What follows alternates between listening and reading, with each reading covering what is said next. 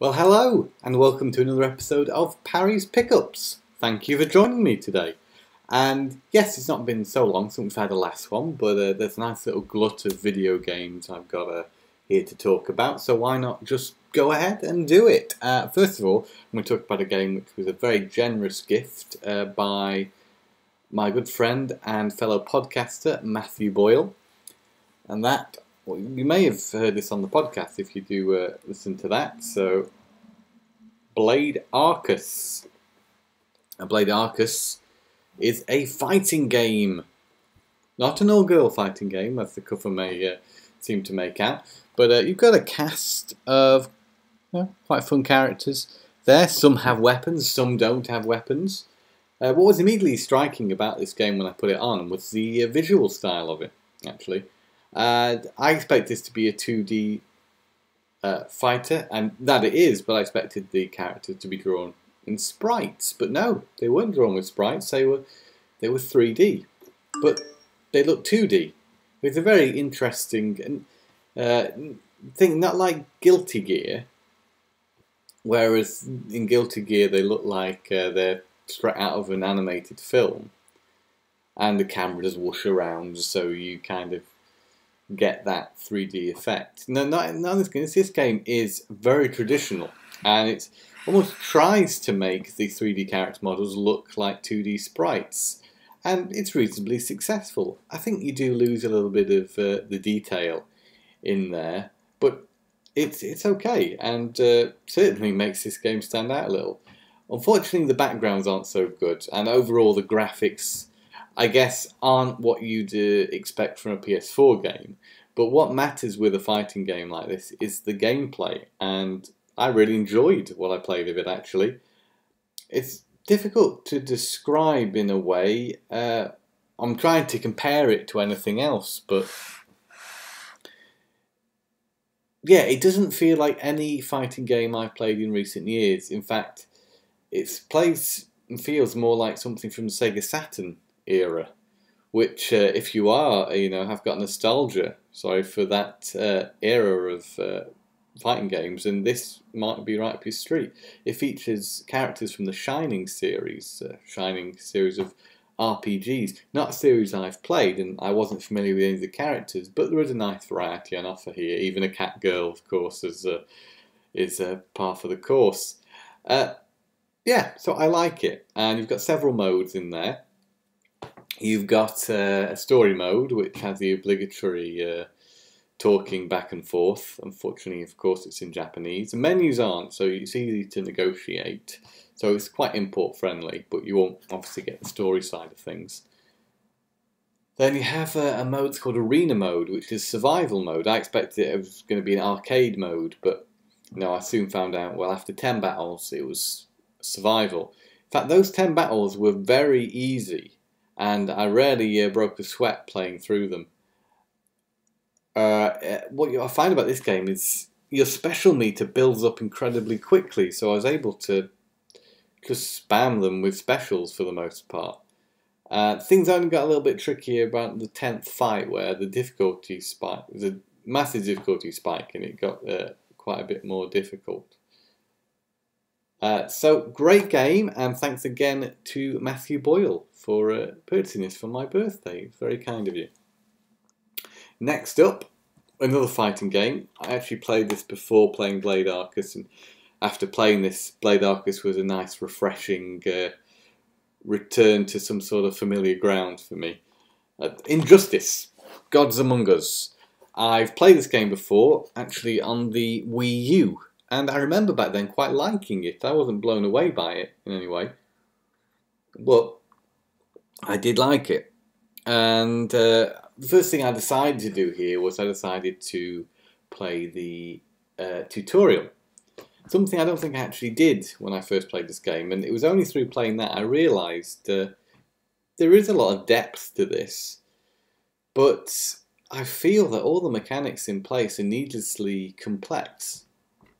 It's not the most user-friendly fighting game, and it's quite difficult if you don't really know what you're doing. I think, anyway. The button commands are inputted in a Mortal Kombat-like fashion, so left, right, X, down right, down back, so, once you get to grips with a character, you kind of can guess or just get quite comfortable with the move set, so that's not so much of a problem, but there's a lot of extra mechanics on top of this, and I found myself, as I was trying to play the main game, trying to implement all these tactics, and that didn't work for me at all, because there's far too much to remember to do, and it made the whole experience just, for me, needlessly complex, and I was like, well, why aren't I winning? I'm trying to do all these things, and in the end, I think if I just play normally, just as I would naturally, as I did when I first played this game on Wii U, I'd do a lot better than trying to implement everything I learnt in that tutorial section. So, yeah, this is almost too much possibilities, and then when are you ever going to be able to implement all that depth of play? So that would be my criticism of the game. Otherwise, it's pretty good. It's a little dull looking. I can't remember the Wii U version looking quite so bland and washed out as this does. So everything's got that grimy, more realistic feel, like DC have been trying to go for in both their video games and their movies. So I'm not so much of a fan. I like superheroes. I'm not a massive superhero fan, but what I like most about superheroes is I like the bright colours and the sense of fun and adventure. And this is a bit, grimy in a way. No, I'm not. I don't go for that as much. But there's lots of characters here, especially in this version. You can get loads more, 6 new playable characters, and all these skins really do add a lot of variety to the game. And, there's a lot of imagination in the transitional moves. So if you get into a certain place where you're fighting, you can hit the opponent into something. For example, you hit a character playing as Batman, hit Superman into a lift, and then you fight in the lift, and this is all one big cutscene, and then you end up in another area afterwards. And it's taking what I think Dead or Alive was the first to do, and move the fight to different places as it continues to the next level. Really, it's quite impressive, some of these sequences. I guess I do regret a little bit picking it up, because it wasn't 100% necessary. I have the game on Wii U. It was never my favourite game, but I'm sort of trying to collect the fighting games as they come out for the PlayStation 4, because I really love the genre, and thinking this game was maybe more to my tastes than it, playing it again revealed to me it probably wasn't as to my personal tastes as I remembered it being. Anyway, that's that. It was cheap. I can't say it was more than, maybe it was 12, 13 quid. So reasonably priced. Another reasonably priced game, which is, in my opinion, the total antithesis of the other game, is Ratchet and Clank. Oh, wonderful! Absolutely wonderful. It's like an animated movie come to life, which is exactly what the game attempts to do. What it does is take the more recent Ratchet and Clank film and turn that into a video game, but through a very self-referential sort of way.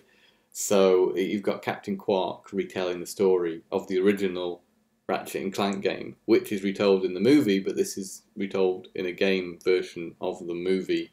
But it looks beautiful. It really does. It probably feels a little bit more straightforward and easy to pick up than the original Ratchet and Clank. Not that that was a hard game to get into, but this game feels right straightforward, at least through the first section that I've played.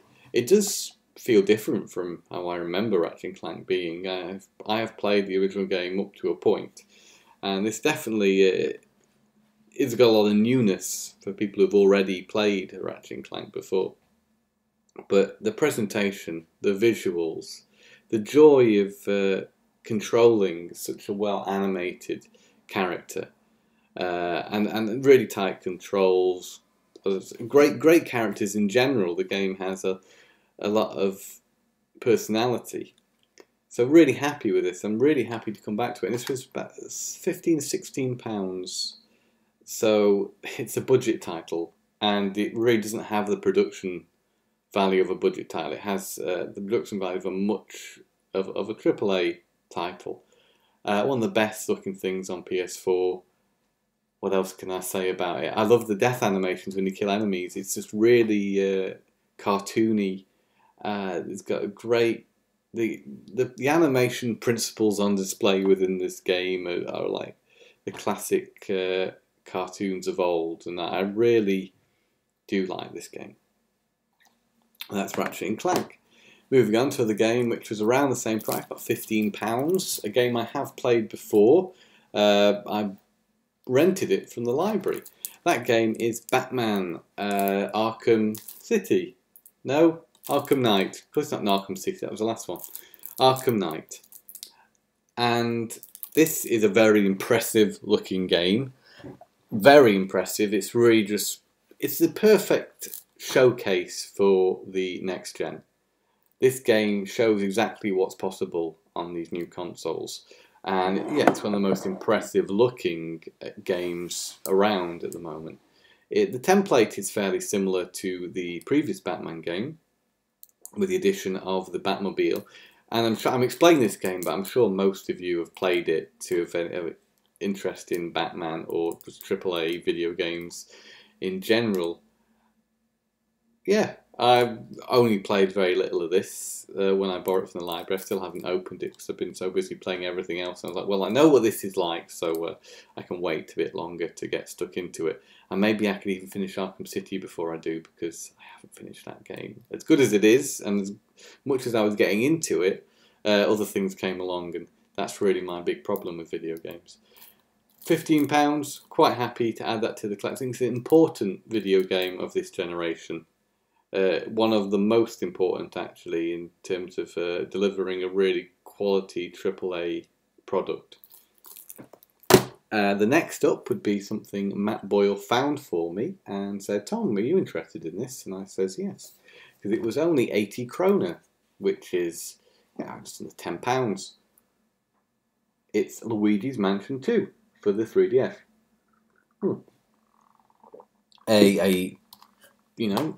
First-party Nintendo title for just under a tenner. I couldn't turn it down, really.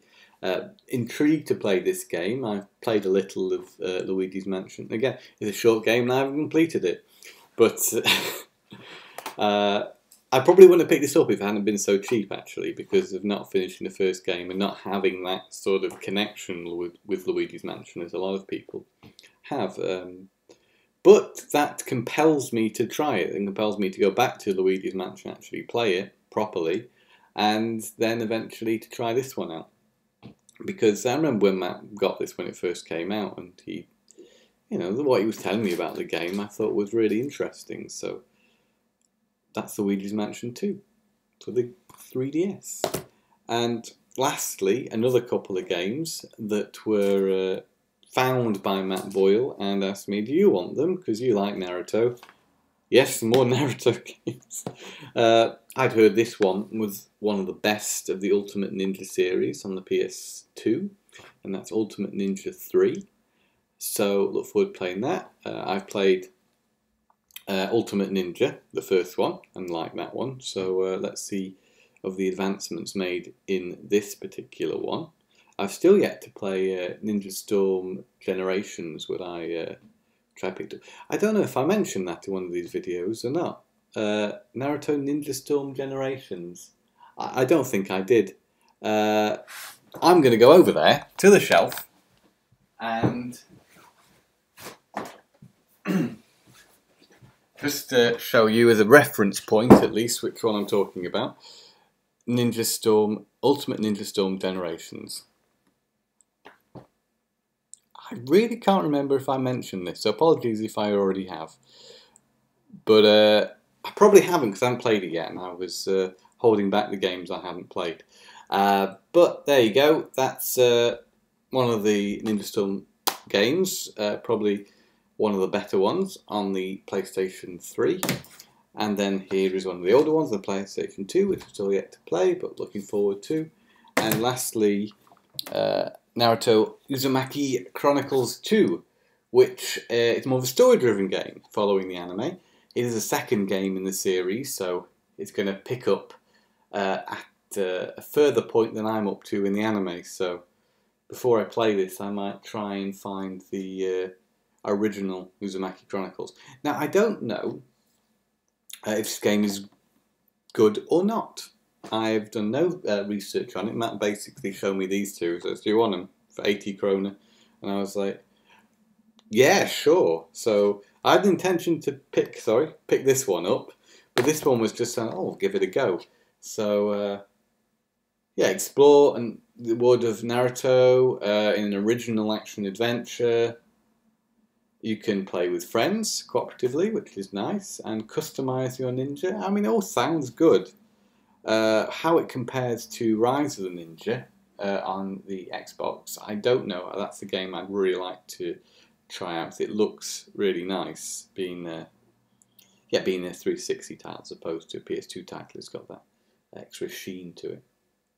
And that brings me to the end of this episode of Parry's Pickups. I hope you've enjoyed. A slightly longer one than usual. I've waffled on long enough. But I will be back with more pickups when there are more to talk about. So for now, game on. See you soon.